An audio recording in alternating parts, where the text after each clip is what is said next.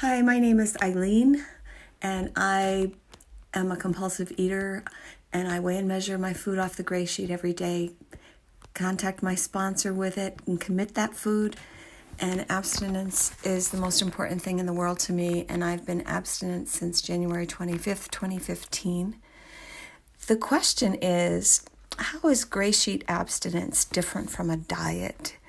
And my answer is, and this is just my experience, that it's different in a million ways. Number one, diets always end. And I couldn't wait to have my diet end when I was dieting because I couldn't stand the food I was eating. It didn't taste good to me. And it just felt like I was suffering until I got to the right number on the scale. And then I could finally be free and eat the food that I wanted to eat. That was my definition of a diet. And so that explains why I would go up and down the scale, up and down, up and down, up and down. Because as soon as I got off the scale at the right number that I wanted to be, I would start eating the food, usually the food that is on the other side of the GreySheet. And then I would get the cravings back, and I would get the obsession back, and I would get fat again. I mean, the weight would just pile on, and it was just a matter of time before the clothes that I bought when I was at the right number on the scale didn't fit me any longer. It was just a nightmare. Diets were a nightmare for me. And what's different about the GreySheet is, number one, I enjoy my food, so I don't feel deprived. I don't feel like I am just waiting with bated breath until the time that I can eat again. The other thing about diets was I always cheated on diets. And I don't cheat on the GreySheet. I do this without exception. I do it all the time. And the way that I can do it is because I know that another meal is coming, and I'm going to enjoy that meal. I'm going to love that food because I get to pick what I eat. As long as it's on the GreySheet food plan, and as long as it's in the correct amount, and I've weighed and measured it, and I've committed it to my sponsor, I can eat that food because it's going to taste delicious, and I don't have to feel guilty. I feel really good. And I look forward to the next meal. So, and I don't get hungry on the GreySheet. Usually on a diet, I was just always so hungry, and I would have headaches, and it wasn't a good way for me to live on a diet. But on the GreySheet, if I get a headache, it's probably because I have something going on in my body. It's a message. And sometimes that might be I'm dehydrated and I need to drink water. So I often drink water when I get headaches. But I don't get that many headaches. As a matter of fact, I'm really healthy on the GreySheet food plan, which is really nice, It's just really a nice added bonus. So for me, those are the biggest differences. I don't plan on ending this GreySheet abstinence. I hope to stay abstinent. I intend to stay abstinent day by day by day for as long as I'm here on this planet. And the reason that I can say that is because I really have found a solution for me with my compulsive eating. I don't suffer the consequences of eating too much and then trying to restrict too much and constantly thinking about food and what I'm going to eat next. All of those negative things. The diet's never even interrupted for me. I don't have that at all on the GreySheet.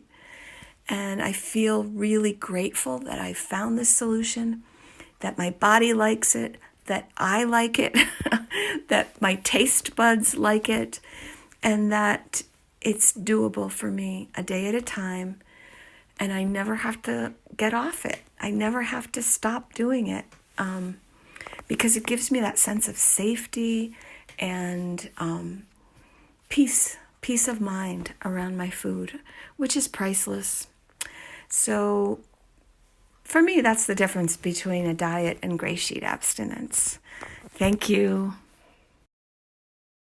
My name is Kay. I am a compulsive overeater. I weigh and measure 3 meals a day from the Cambridge GreySheet, with nothing in between but coffee, tea, or diet soda. My abstinence date is May the 30th, 1981. I was asked to say a few words about how GreySheet abstinence is different from a diet. I am very qualified to speak on this topic since I have been on many diets. I have lost 50 pounds, then 60 pounds, then 40 pounds, over and over again. I dieted and fell off the diets from the age of 14 to the age of 40. One important difference is the concept of no matter what. How many times I slipped from a diet with the thought, just this once.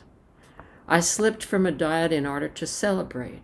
I slipped from a diet in order to mourn. A saying we have is, I ate when the dog ran away and when the dog came back. With GreySheet abstinence, I learned no situation is too big or too small to give up my abstinence. I have been abstinent through many holiday celebrations and through a broken femur, 3 bouts of cancer with radiation and chemo, days in the hospital, the deaths of my father, mother, sister, and 3 brothers, and my husband. GreySheet abstinence is possible through any situation by keeping in touch with my sponsor, with my higher power's help, and the help of my GreySheet community. Another way I slipped from a diet was telling myself that this food I wanted was made out of the same thing as the food on the diet. Even though the diet didn't mention it, I could have it.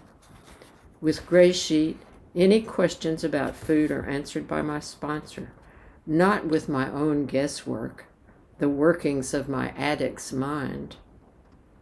With GreySheet abstinence, I am not alone. GreySheet abstinence comes with a sponsor to whom I commit my food every day and trust with my questions about food, situations, and life.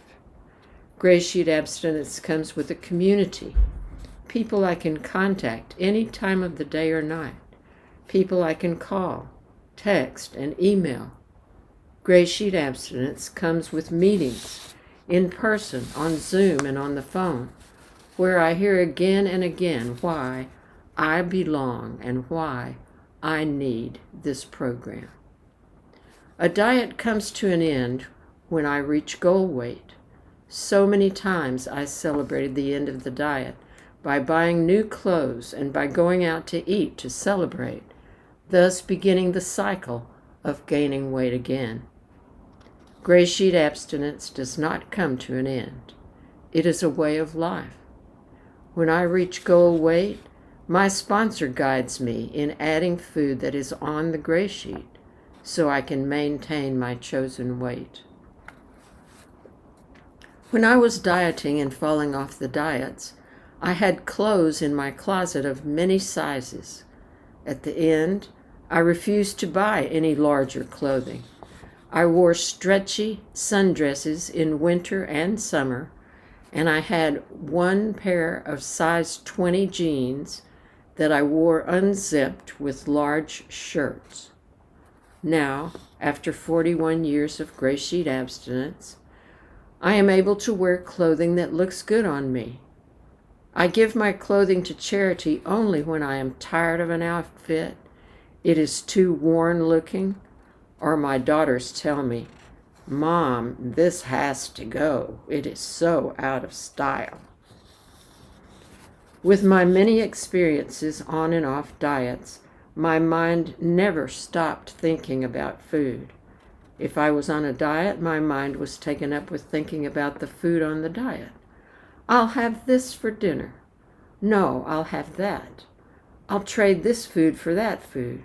I'll skip this meal so as to have more at that meal. If I was off a diet, I thought about the food I could have without anyone knowing. I planned on eating out at all-you-can-eat places and bought food for others. and ended up eating it myself. With GreySheet abstinence, the craving for foods was eventually gone, and the compulsive food thoughts were gone. I am free to live my life in between meals. Sometimes I have to look at my list because I can't remember what I planned to have for the next meal. Such a blessing. So much peace with food.